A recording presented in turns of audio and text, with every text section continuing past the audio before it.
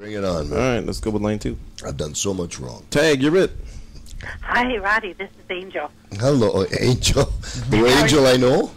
No. Okay. No.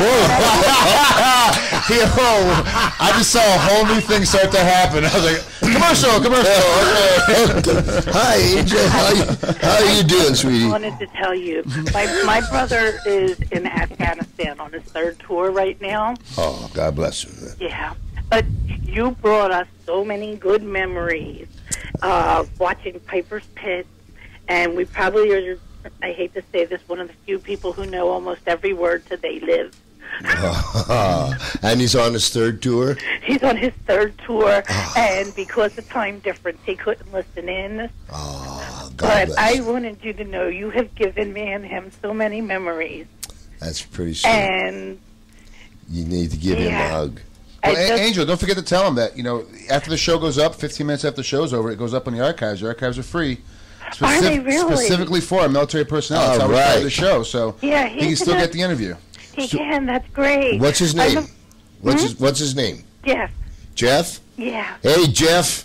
How you doing when you're listening to this thing? Your mom's so proud of you, and so are we. No, you're I'm out there a keeping us sister. all... Pardon me? I'm a sister. That's a sister. That's your sister. All right. Your sister's so proud. And 3rd tour there to keep us all free.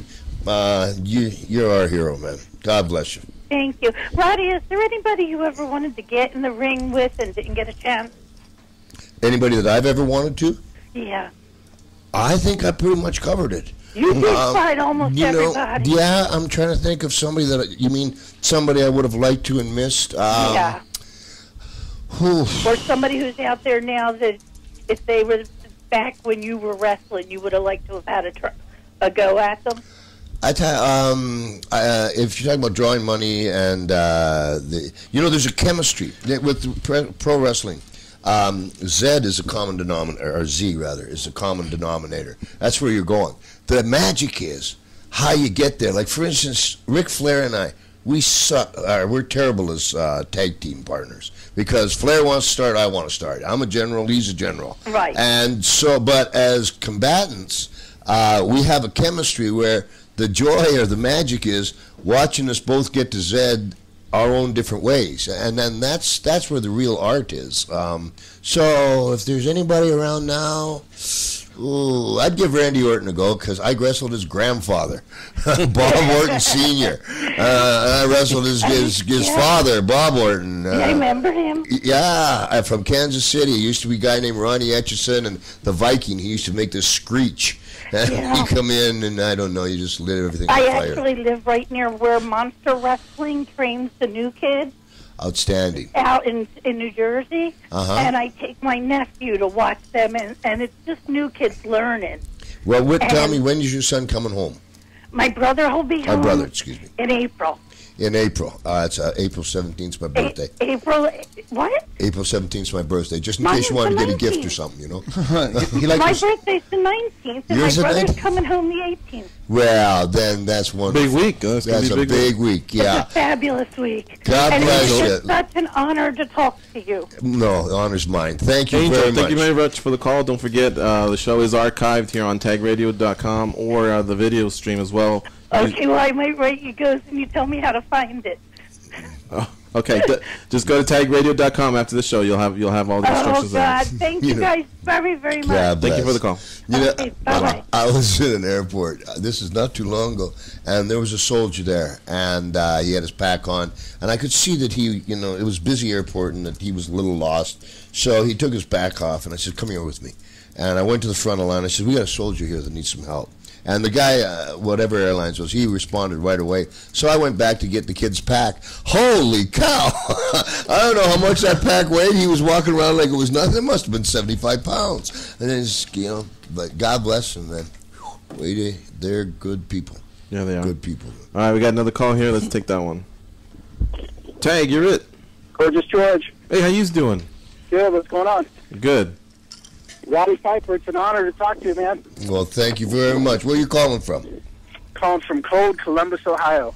Columbus, Ohio. Buster Douglas.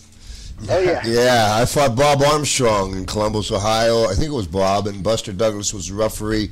Just, there's a really fantastic example of, anybody can get beaten any day, anytime. It doesn't matter who you are. I was cheering for him when, because Tyson was unbeatable at the time, Absolutely. Tyson was a piece of work. And Buster Douglas had lost his mom while training, and he got in there and got the job done and got out. There's a smart guy. And he's got a heart of gold, too, man. What's up, Tom West? You got a question? He's about 400 pounds now. How much is he? He's probably about 4 bills now. Really? Wow. Never mind. He's always a bum. Just shot that out of the water. What's going on in Columbus, man? Oh, not much. Getting ready for the Arnolds and the UFC down here, and I got a couple questions for you, Roddy. Go for it. Do you realize how much impact you've had on the growth of MMA? No, I don't think I do. Because growing up, we were big wrestling fans, and I remember when you hit Jimmy Snuka in the head with the coconut, man. I was kind of fucked up. Could you just be a little bit more to the point there? I tell you, it was about a half hour. It was about the third Piper's Pit, and I was coming back from the ring. I was about to go to the ring and get my business done, and Chief Jay Strongbow just came with the groceries and had pineapples and bananas and coconuts. And I'm looking at Jimmy while I'm doing the Piper's Pit, and I'm dropping these coconuts there on the table. And I'm looking at Jimmy like, are you sure you want me to do this? But I didn't know that he didn't know, because Jimmy had one answer for everything. How you doing, Jimmy? You know, brother. How was the funeral? You know, brother. How was the steak? You know, brother. What do you think about the coconut? You know, brother. I guess if I know, you know. And I read back like Nolan Ryan, because the cameraman was saying, we're out of time. And POM! I hit him. Holy cow. That coconut just exploded. And they told me when he got back to his dressing room for about 20 minutes, he just stared down at the floor, and people tried to get him, and it hurt him. It was a lifer, that one. So I don't know that was such a good piece of work there. But yeah, all my friends that were wrestling fans back in the day, have really become MMA fans now, and I think that, that incident right there and a lot of what you did in the early WrestleManias really grew wrestling, and I think a lot of the older people that, once you're in your late 20s and no one else is watching wrestling anymore, a lot of those people have turned into MMA fans. So, Thank you. That's great. The old timers, we used to just call it hooking. And like what in MMA, what you call, like a Kimura, we just call it a double wrist lock.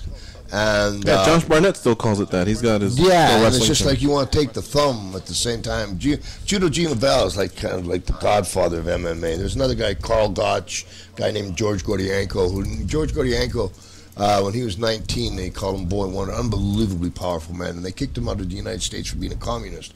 He was working up for the AWA of Vern Gagne. But, you needed to know how to take care of yourself in the ring, and it was a form of MMA, although, the unbelievable competitors that you have now have taken it to a whole new level.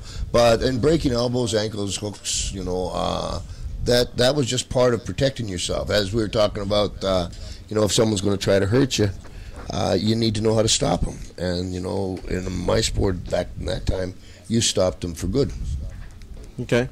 Tom, thanks for the call. Really appreciate it, buddy. All right. One other quick question, Roddy. We could listen to you all day, man. I hope to do this show in the future again. They don't let me out much. Cowboy Bob Orton have a broken arm? I think he's got the world record. I think the arm must have been broken about 5 years. We went to a doctor and did a segment one time. Vince McMahon was there, and I was at the back, and the doctor was trying to explain it, and I just kept going, quack, quack, quack, quack, quack. Meaning quack, meaning doctor. Well, they canceled that segment. Yeah, it's the stuff you haven't seen that you wouldn't be so proud of. Thanks, man. Tom, God thanks for the call.